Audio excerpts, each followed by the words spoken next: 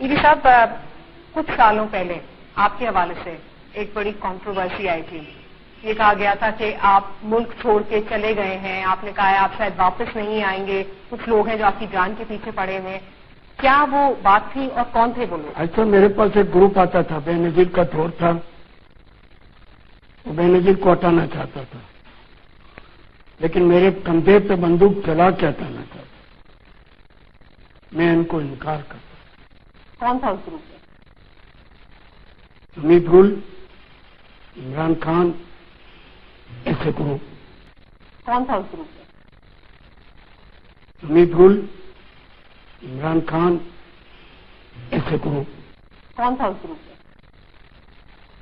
हमीद गुल, इमरान खान, ऐसे ग्रुप। मुझे कहा आखिरी में कि आप नहीं आएंगे तो हम आपको उठा के ले जाएंगे और बयान दे देंगे। फिर कहाँ जाओगे? मैंने उसी रात को पीआई के थ्रू लंदन चले गया, मुल्क छोड़ा नहीं। मैं वहां जाके बीबीसी को बता दिया, दुनिया को अचंभे में डाल दिया। एम्बेसडर मेरे पास पहुंच गए, आपको क्या ताबूत चाहिए? मैंने कहा नहीं, ताबूत वाला बंदा नहीं, मैं खुददार हूं, लेकिन मैं फसादों में पाना नहीं। पाकिस्तानी हूं, पाकिस्तान में ही रहूंगा, कहीं नहीं जाऊंगा। थोड़ा सा माहौल ठीक हो जाए मैं वापिस आ जाऊंगा। एम्बेसडर को मैंने बता दिया, मुझे ऑफर की गई कि आपको हर किस्म की सिक्योरिटी प्रोवाइड कर देंगे। मैंने कहा मैं कोई चीज की सिक्योरिटी नहीं चाहता। आज भी मेरे दरवाजों के पास चले जाओ, एक चौकीदार नहीं मिलेगा मामूल में। क्यों?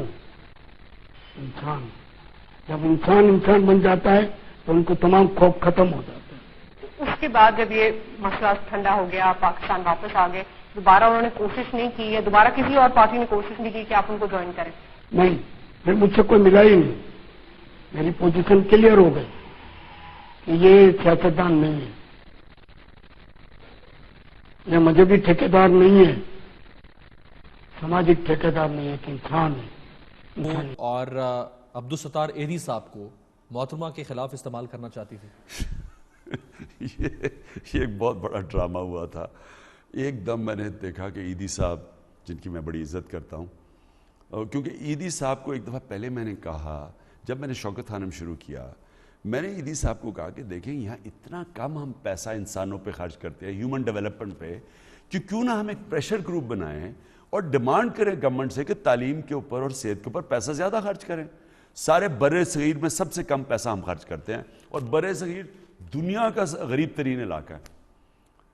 उसके बाद मैं भूल गया, मैं मीटिंग हुई, एक लंदन में मीटिंग हुई मेरी उनसे, एकदम मैं देखता हूँ कि ईदी साहब मुल्क छोड़ के चले गए हैं, और उन्होंने कहा कि कोई प्रेशर ग्रुप बन रहा है और हुकूमत बेनज़ीर की गिराने के लिए, जिसमें मैं भी हूँ और कोई ब्रिगेडियर भी है। बिल्कुल इसमें कोई हकीकत नहीं है, क्योंकि अगर मैंने हुकूमत गिरानी होती, जो वो कह रहे थे, कू करना होता, तो मैं ईदी साहब के पास जाता।